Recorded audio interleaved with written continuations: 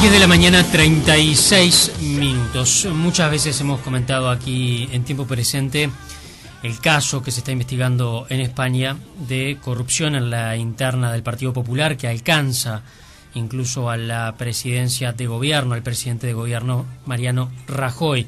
Queremos entender un poco más de qué se trata este caso, cuáles son los ribetes y de qué manera está implicado Uruguay, porque ya lo decíamos la semana pasada, está implicado Uruguay, una pareja de uruguayos en este escándalo, se puede afirmar, se puede decir de esa manera, que involucra a varios jerarcas del gobierno español y que quizás lo más notorio es lo que ha declarado Luis Bárcenas, que es ex tesorero del Partido Popular. Para entender un poco más de qué se trata este caso, para ir a las raíces de este caso, es que convocamos a un periodista español que ha investigado el tema, que ha seguido este tema.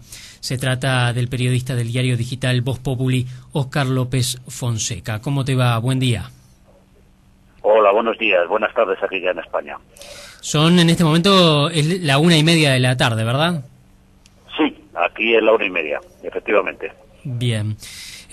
Obviamente el interés es tratar de entender un poco más de qué se trata este caso y de qué manera está Uruguay en todo esto.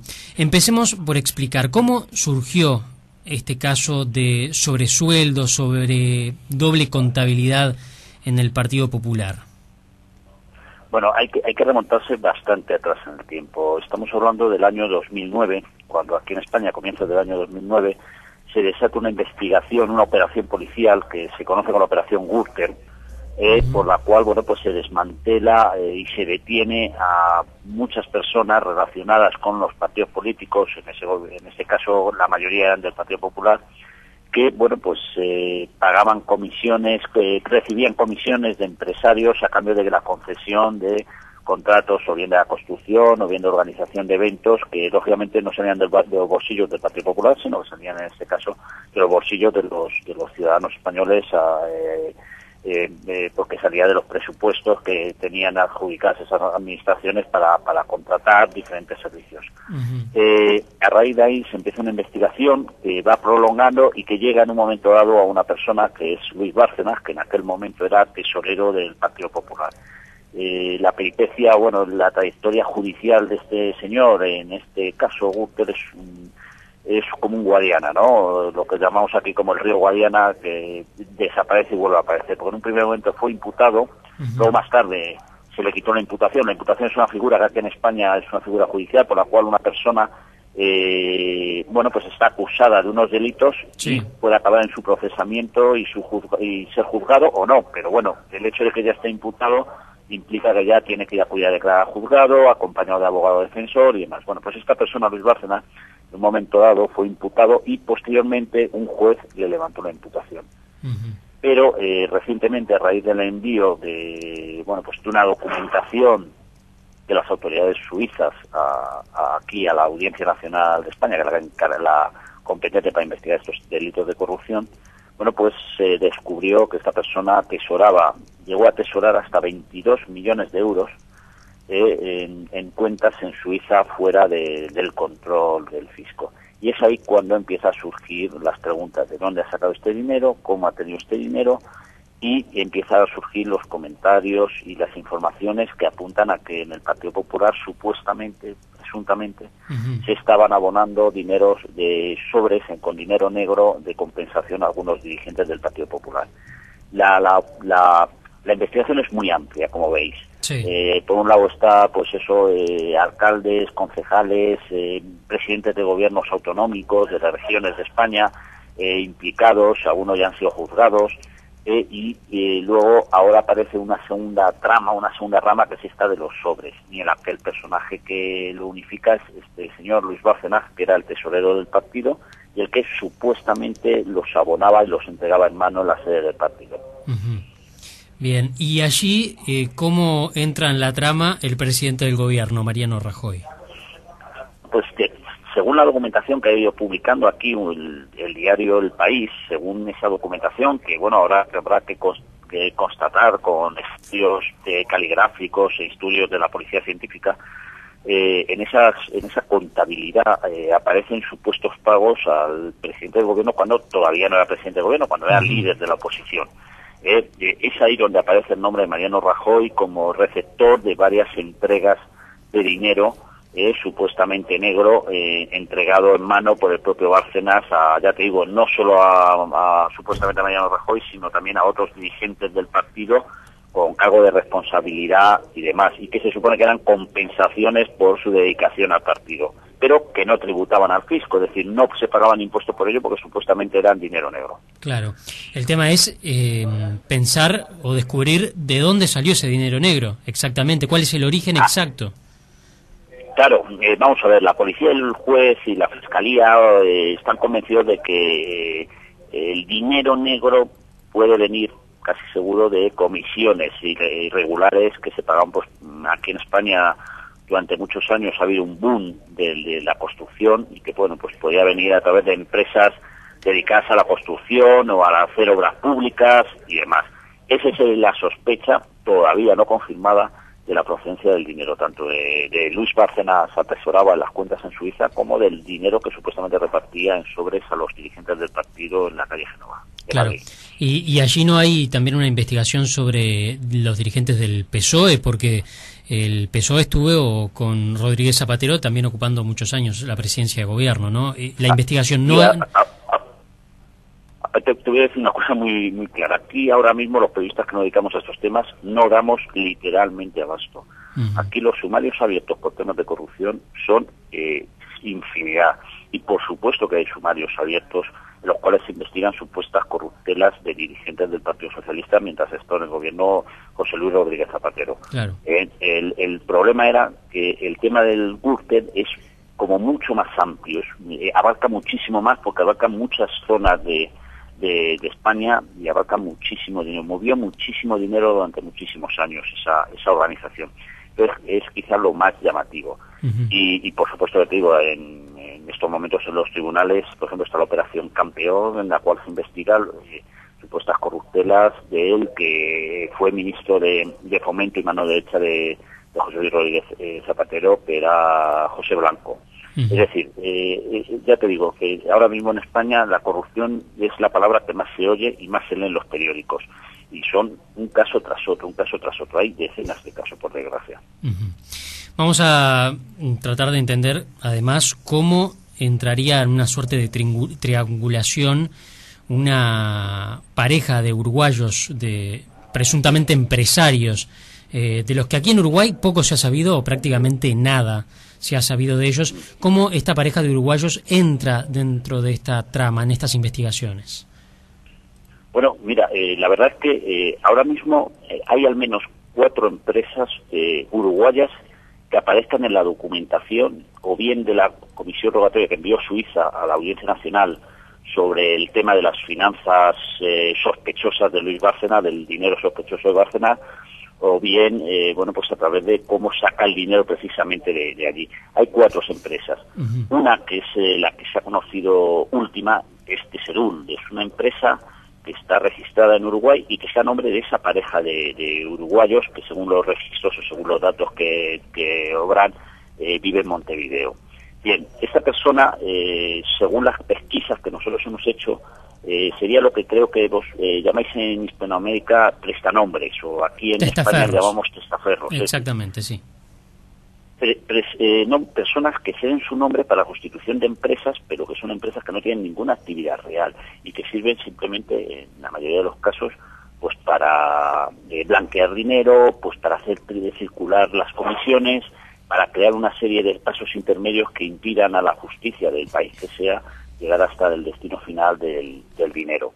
Bien, entonces, esta empresa se sale a la luz porque la comisión rogatoria descubre que parte del dinero ha salido rumbo a esta empresa.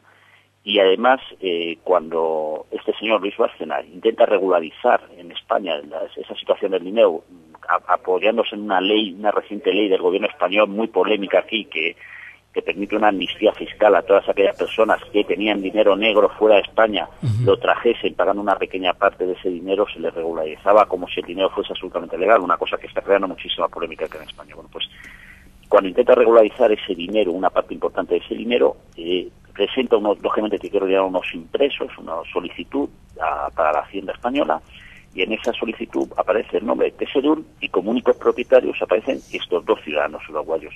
Es ahí cuando nosotros empezamos a buscar exactamente qué relación hay con esas personas con Luis Bárcenas. La relación en principio es ficticia, es decir, no existe ninguna relación real, y lo que hay es que pues su nombre se están utilizando en esa empresa para que Luis Bárcenas blanquee pues de los 22 millones, pues aproximadamente más de la mitad a través de esa amnistía fiscal que tuvo el gobierno. Pero no es, ya te digo, Tesedul la única empresa que aparece salpicada, por decirlo de alguna manera, en toda la investigación que se sigue por el dinero oculto de Luis Bárcenas en Suiza. Hay al menos otras 3 empresas que aparecen. ¿Por qué? Pues porque algunas de ellas han recibido cantidades de dinero cuando en 2009 salta la operación Gürtel, como te comentaba antes. Esta persona se apresura a sacar el dinero que tiene en Suiza y a llevarlo a otros lugares. Bueno, pues 2 de los destinatarios de ese dinero son precisamente 2 empresas uruguayas. Hay una que se llama Bristo, que ha negado su relación con los hechos, pero sin embargo la documentación dice que al menos 1 millón de euros fue para allá. Y luego hay otra empresa a la que también da dinero, a la que también va dinero, que se llama exactamente, te voy a leer aquí, Litmen International. Y luego hay otra tercera que se llama ETPEX, corredor de bolsa, y que también supuestamente sirve para sacar dinero en ese momento en el que está ya el caso en España y Bárcenas debe temer que le puedan interceptar el dinero en Suiza y decide sacarlo de allí. Es decir, que en estos momentos al menos 4 empresas uruguayas aparecen salpicadas de una manera u otra en el escándalo. ¿Cuál es su grado de implicación? Pues eso, supongo que la justicia española, con la colaboración de las autoridades de Montevideo, podrán ir aclarándolo en los próximos meses. Claro. Es verdad que quizá la más llamativa es el caso de Tesedul, ¿no? La de este matrimonio, que no se sabe muy bien quiénes son, que por ejemplo en Argentina son conocidos porque también aparece su nombre en empresas que se utilizó en un tema de desvío de armas destinado a países, que se desvió a países que estaban en guerra a finales de los 90, en un caso que llegó a sentar en el banquillo de los acusados al expresidente argentino Carlos Menem. Entonces su nombre aparece, es decir, que está claro que algo raro, algo oscuro hay detrás, al menos de alguna de estas empresas. Sí, incluso aquí en Uruguay, en años anteriores, se investigó mucho el uso de sociedades anónimas para realizar lavados. A partir del 1 de enero de 2010 se eliminó aquí en Uruguay las llamadas SAFI, las sociedades anónimas financieras de inversiones, a través de las cuales varias compañías del extranjero, varias entidades utilizaban para lavar dinero, ¿verdad? Para blanquear dinero aquí en Uruguay y después poder retirarlo nuevamente y llevarlo a ese país de origen. Sí, pero fíjate, todas estas empresas que te digo que están ahora saliendo a la luz pública aquí en España están creadas precisamente, y tú me das ahí un dato nuevo, antes de la promulgación de la ley uruguaya de 2010 que cortaba el tema de la SAFI, ¿no? Tesedul está creada en 2008. Claro. Limel, BTPEX y demás recibe los dineros en 2009. Es decir, justo antes de que surja esa ley, ellos han aprovechado todavía esa existencia, ese resquicio legal para utilizar Uruguay como cauce para poner a salvo una cantidad de dinero que evidentemente no les corresponde a ellos y que se debe ser reportado al Tesoro Español. Oscar, te iba a preguntar, ¿es normal que los partidos políticos en España tengan un doble sistema de contabilidad o que tengan fuentes diversas de financiamiento que no son registradas? Mira, ellos lo niegan por activa y por pasiva, es decir, ellos nunca te van a reconocer que tengan doble contabilidad. Pero es que ya se han dado demasiados casos en los que las contabilidades de los partidos han quedado a la luz de los medios en que se estaban recibiendo dinero y cantidades no suficientemente claras. Es verdad que existe una ley que permite que haya donaciones hasta ciertas cantidades de dinero, pero esas donaciones, como estamos viendo ahora, se han superado ampliamente. También es verdad que aquí Hay dos grandes partidos, el resto son partidos pequeños, aquí son el PP y el PSOE, son los partidos que se hacen en el gobierno, el resto son pequeñas formaciones políticas que sus finanzas, pues salvo en el caso de partidos regionales que dominan, como puede ser el PNV en el País Vasco, o Convergencia y Unión en Cataluña, salvo esos cuatro partidos, el resto no se ha visto en general salpicado por estos escándalos. El problema es que aquí las campañas electorales son un auténtico expendio de dinero y los partidos gastan verdaderas burradas económicas para las campañas electorales. Y claro, al fin y al cabo, las subvenciones que reciben del gobierno español por número de votos, por escaño, por formaciones políticas. Óscar, ahí lo perdimos a Óscar. Estábamos en diálogo con el periodista Óscar López Fonseca del diario digital Voz Populi, uno de los periodistas que ha estado investigando en España este caso de doble contabilidad en el Partido Popular. Y como decía él, no son 4 las empresas uruguayas las que están siendo investigadas. Empresas uruguayas que, como decía él, son empresas fantasma, porque no tienen funcionarios, no tienen registros, no están anotadas en ningún lugar, únicamente tienen una dirección, unos supuestos titulares, pero que no existen y no registran ningún tipo de actividad.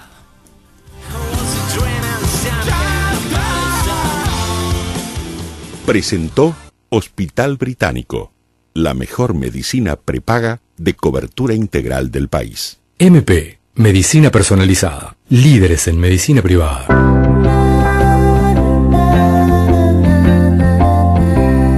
2-711-1000, mp.com.uy. Cobertura total de asistencia médica.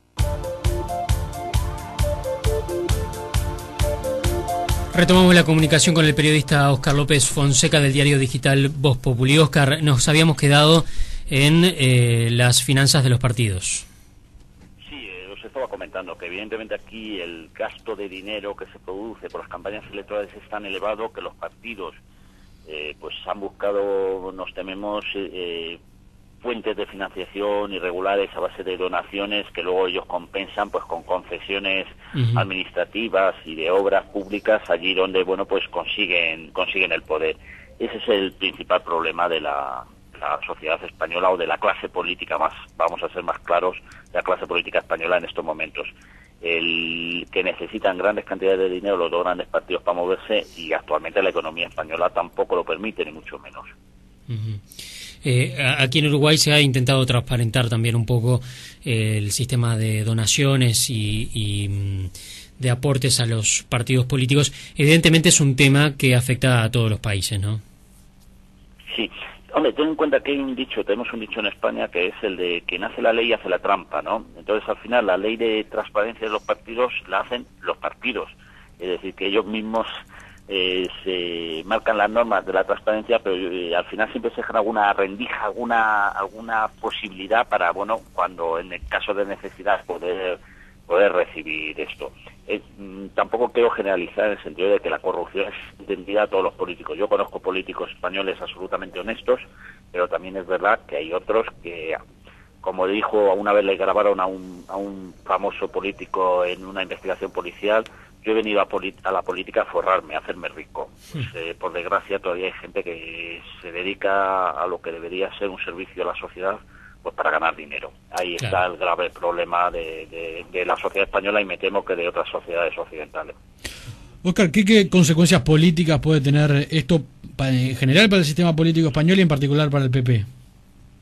Mira, en España se está viviendo en los últimos años la grave crisis económica. Lo que está suponiendo es lo que está permitiendo precisamente sacar a la luz pública todas estas corruptelas, todos estos casos que antes pasaban inadvertidos, pues porque la gente tenía un nivel de vida alto y no le prestaba atención, pues ahora están saliendo a la luz pública.